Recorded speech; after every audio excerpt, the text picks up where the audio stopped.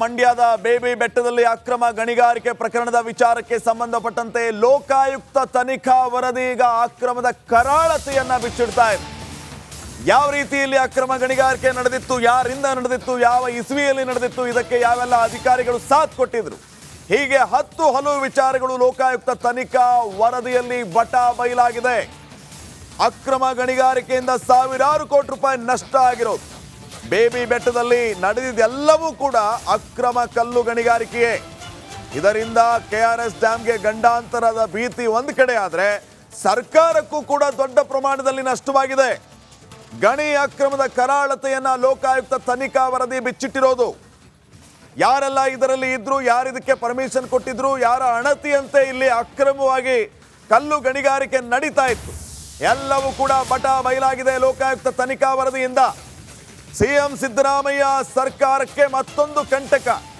CM ಅಪರ ಕಾರ್ಯದರ್ಶಿ ಸೇರಿ 12 ಅಧಿಕಾರಿಗಳು ಇದಕ್ಕೆ ಸಾಥ್ ಕೊಟ್ಟಿದ್ರು. ಅಧಿಕಾರಿಗಳ ಕಳ್ಳಾಟ ಬಯಲು ಮಾಡಿದೆ ತನಿಖಾ ವರದಿ. ಮಂಡ್ಯ ಡಿಸಿ ಆಗಿದ್ದ ಎಸ್ ಜಿಯಾವುಲ್ಲಾ ಹೆಸರು ಇಲ್ಲಿ ಉಲ್ಲೇಖ ಆಗಿರೋದು. ಜಿಯಾವುಲ್ಲಾ ಪ್ರಸ್ತುತ ಮುಖ್ಯಮಂತ್ರಿಯವರ ಹೆಚ್ಚುವರಿ ಕಾರ್ಯದರ್ಶಿ. ಬೇಬಿ ಬೆಟ್ಟ, ಚಿನಕುರುಳಿ, ಹೊನಗಾನಹಳ್ಳಿ ವ್ಯಾಪ್ತಿಯಲ್ಲಿ ಈ ಅಕ್ರಮ ಕಲ್ಲು ಗಣಿಗಾರಿಕೆ ಪ್ರಕರಣ ಒಂದು ಕಡೆ ಆದರೆ ಪ್ರದೇಶಗಳಲ್ಲಿ ಅಕ್ರಮ ಗಣಿಗಾರಿಕೆ ನಡೆದಿದ್ದೆಲ್ಲ ಯಾವ ರೀತಿ ನಡೆದಿತ್ತು, ಏನು ಎತ್ತ ಅನ್ನೋದರ ಉಲ್ಲೇಖವಾಗಿದೆ.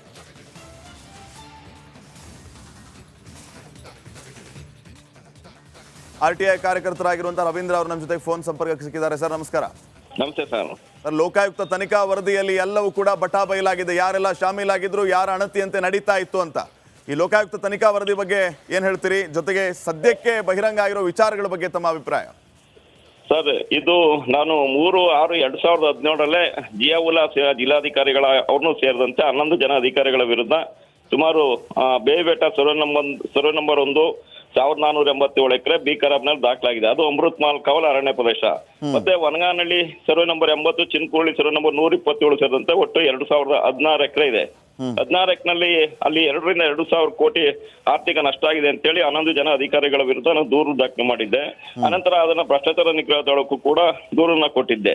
ಈಗ ಆಧಾರದ ಮೇಲೆ ಮಂಡ್ಯ ಲೋಕಾಯುಕ್ತ ಡಿವಿಎಸ್ಪಿ ಅವರು ಕೂಡ ಒಂದು ತನಿಖಾ ವರದಿಯನ್ನು ಕೂಡ ಕೊಟ್ಟಿದ್ದಾರೆ.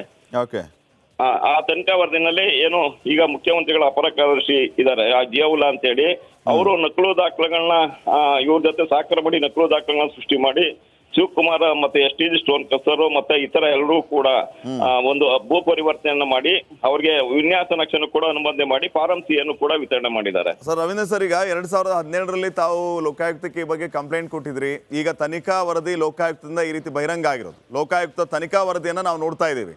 ಮುಂದೆ ನಿಮ್ಮ ಆಗ್ರಹ ಏನ್ ಸರ್? ಈಗ CBI ಕೊಡ್ಬೇಕಂತ ಆಗ್ರಹಿಸ್ತೀರಾ ಅಥವಾ ಹೆಚ್ಚಿನ ತನಿಖೆ ಆಗ್ಬೇಕು ಅಂತಾನ ಏನು? ಸರ್, ಈ ವರದಿ ಬರೋಕ್ ಮಧ್ಯೆ ಏನು ಒಂದು ಟ್ರಯಲ್ ಬ್ಲಾಸ್ಟ್ ಸಂಬಂಧ ಹೈಕೋರ್ಟ್ ನಲ್ಲಿ ಒಂದು ರಿಟ್ ವಿಚಾರಣೆ ನಡೀತಾ ಇದೆ. ಅದಕ್ಕೆ ನಾವು ಕೂಡ ಇಲ್ಲಿ 2,000 ಕೋಟಿ ಇಲ್ಲಿ ಆರ್ಥಿಕ ನಷ್ಟ ಆಗಿದೆ. ನಕಲು ದಾಖಲೆಗಳನ್ನ ಸೃಷ್ಟಿ ಮಾಡಿ ಇವರು ಆ ಭೂಮಿಗಳನ್ನ ಕಬಳಿಕೆ ಮಾಡಿದ್ದಾರೆ. ಇದನ್ನ CBI ತನಿಖೆಗೆ ಒಪ್ಪಿಸ್ಬೇಕು ಅಂತ ಹೇಳಿ ನಾವು ಈಗಾಗಲೇ ಹೈಕೋರ್ಟ್ ನಲ್ಲಿ ರಿಟ್ ಅರ್ಜಿಯನ್ನು ಕೂಡ ಸಲ್ಲಿಕೆ ಮಾಡಿದೀವಿ ಸರ್. ರಿಟ್ ಅರ್ಜಿ ಸಲ್ಲಿಕೆ ಮಾಡಿದ ನಂತರ ಇದು ಒಂದು ವರದಿ ಬಂದಿದೆ. ಈ ವರದಿ ನಮಗೆ ಸಾವಿರಾರು ಕೋಟಿ ನಷ್ಟ ಆಗಿದೆ ಅಂತ ಹೇಳಿ DSP ಅವರು ಏನು ವರದಿ ಕೊಟ್ಟಿದ್ದಾರೆ. ಮತ್ತೆ ಅಲ್ಲಿ 120 ಕ್ರಸರು ಮತ್ತು ಕಲ್ಲು ಗಣಿಗಾರಿಕೆ ಅಕ್ರಮ ನಡೀತಾ ಇದ್ರು. ಯಾವ ಅಧಿಕಾರಿಗಳು ಕೂಡ ಇಲ್ಲಿವರೆಗೆ ಕ್ರಮ ತೆಗೆದುಕೊಂಡಿಲ್ಲ ಅಂತ ಹೇಳಿ ಆ ರಿಪೋರ್ಟ್ ನಲ್ಲಿ ಇದೆ. ಇದರಿಂದ ನಮ್ಗೆ ಒಂದು ಕೋರ್ಟ್ ನಲ್ಲಿ ಏನೋ ನಾವು ಒಂದು ರಿಟ್ ಹಾಕಿದೀವಿ. ಅದಕ್ಕೆ CBI ತನಿಖೆಗೆ ವಹಿಸಬೇಕು ಅಂತ CBI ತನಿಖೆಗೆ ಕೇಳಿದೀವಿ. ಅದಕ್ಕೆ ಒಂದು ಆನೆ ಬಲ ಬಂದಂತಾಗಿದೆ ಸರ್ ನಮ್ಗೀಗ. ಸರ್, ಈ ರೀತಿ ಲೋಕಾಯುಕ್ತ ತನಿಖಾ ವರದಿ ಬಹಿರಂಗ ಆಗಿದೆಯಲ್ಲ, ಮತ್ತೆ ತಮಗೆ ಏನೆಲ್ಲ ನಿರೀಕ್ಷೆನ ಇಟ್ಕೊಂಡಿದ್ದೀರಿ ನೀವು? ಸರ್, ಇದು 11 ಜನ ಅಷ್ಟೇ ಅಲ್ಲ ಸರ್, ಇದರಲ್ಲಿ ಸುಮಾರು 300 ರಿಂದ 400 ಜನ ಭಾಗಿಯಾಗಿದ್ದಾರೆ. ಅಧಿಕಾರಿಗಳು, ಸಿಬ್ಬಂದಿ ಮತ್ತೆ ರಾಜಕಾರಣಿಗಳು, ದೊಡ್ಡ ಮಟ್ಟದ ರಾಜಕಾರಣಿಗಳು ಇದರಲ್ಲಿ ಇದ್ದಾರೆ. ಆದ್ರಿಂದ ಇದನ್ನ CBI ತನಿಖೆ ಅಥವಾ SIT ಫಾರ್ಮೆಟ್ ಮಾಡಬೇಕು ಅಂತಲೂ ಕೂಡ ನಾವು ಲೋಕಾಯುಕ್ತನ ಕೇಳಿದೀವಿ. ಇದಕ್ಕೆ SIT ಫಾರ್ಮೆಟ್ ಮಾಡಬೇಕು ಅಂತ ಹೇಳಿ ಅಂತ. ಯಾಕೆಂತ ಹೇಳಿದ್ರೆ ಇಲ್ಲಿ ಸುಮಾರು 4,000 ಕೋಟಿ ರೂಪಾಯಿ ಮೇಲ್ಪಟ್ಟು ಆರ್ಥಿಕ ನಷ್ಟ ಆಗಿರುವಂತದ್ದು. ಮತ್ತೆ ಸರ್ಕಾರಿ ಬ್ಯಾಂಕ್ಗಳಲ್ಲಿ ಸರ್ಕಾರಿ ಜಾಗದ ಮೇಲೆ ಕೋಟ್ಯಾಂತರ ರೂಪಾಯಿ ಸಾಲವನ್ನು ಕೂಡ ತೆಗೆದಿದ್ದಾರೆ ಇವರು. ಹಾಗಾಗಿ ಇಲ್ಲಿ ನಡೆದಿರ್ತಕ್ಕಂಥ ದೊಡ್ಡ ಮಟ್ಟದ ಅಕ್ರಮ. ಮತ್ತೆ ಇದು ಕನ್ನಂಬಾಡಿ ಕಟ್ಟೆ ವ್ಯಾಪ್ತಿಯಲ್ಲಿ ಬರೋದ್ರಿಂದ ಕನ್ನಂಬಾಡಿ ಕಟ್ಟೆಗೂ ಕೂಡ ಧಕ್ಕೆ ಆಗಿದೆ ಅಂತ ಹೇಳಿ ಕರ್ನಾಟಕ ರಾಜ್ಯ ನೈಸರ್ಗಿಕ ವಿಕೋಪ ಉಸ್ತುವಾರಿ ಕೇಂದ್ರ ಈಗಾಗಲೇ 20 ಕಿಲೋಮೀಟರ್ ನಿಷೇಧ ಮಾಡ್ಬೇಕು ಅಂತ ಏನು ವರದಿ ಕೊಟ್ಟಿತ್ತು. ಅದರಂತೆ 20 ಕಿಲೋಮೀಟರ್ ಕೂಡ ಈಗ ನಿಷೇಧ ಇದೆ. ಆದ್ರೂ ಕೂಡ ಇಲ್ಲಿ ಅಕ್ರಮ ಕಲ್ಲುಗಣಿಗಾರಿಕೆ ನಿಂತಿಲ್ಲ.